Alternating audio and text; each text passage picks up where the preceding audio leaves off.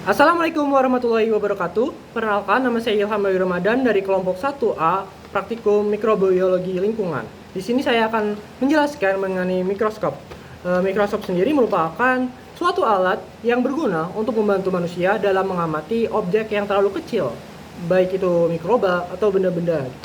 Nah, di mikroskop ini kita gunakan yaitu mikroskop binokuler.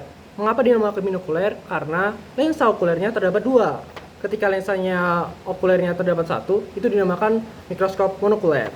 Bagian-bagian yang ada mikroskop itu sangat banyak, tetapi tiap bagiannya memiliki fungsinya masing-masing. Di atas ini terdapat lensa okuler yang mana berfungsi untuk mengamati objek menggunakan mata, yang mana lensa ini paling berdekatan dengan mata. Lalu di sini terdapat yang namanya tabung mikroskop, yang mana berfungsi untuk menghubungkan antara lensa okuler dengan lensa objektif. Nah, sebelum ke lensa objektif, ada yang namanya revolver atau pengitar, yang mana berfungsi untuk memutar lensa objektif sesuai perbesaran yang diinginkan.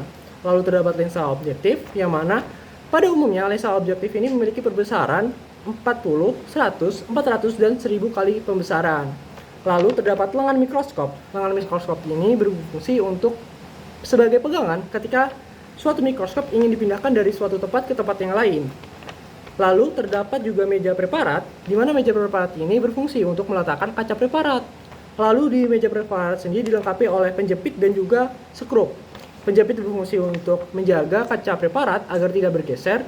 Lalu skrup itu berfungsi untuk ketika kita ingin menggeser kaca preparat dengan secara presisi, kita dapat menggunakan skrup baik makro ataupun mikro.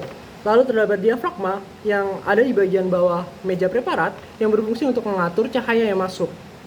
Lalu terdapat yang namanya putaran makrometer dan mikrometer yang berfungsi untuk mendekatkan antara meja preparat dengan lensa objektif. Makrometer yang berputar secara banyak, lalu mikrometer secara sedikit-sedikit. Lalu terdapat sumber cahaya yang berasal dari lampu, lalu terdapat pengatur cahaya, lalu terdapat kaki mikroskop. Nah, jangan lupa, karena mikroskop ini menggunakan lampu, maka diperlukan saklar untuk menyalakan mikroskopnya. Tuh. Terima kasih, mungkin ini penjelasan dari saya dan terima kasih.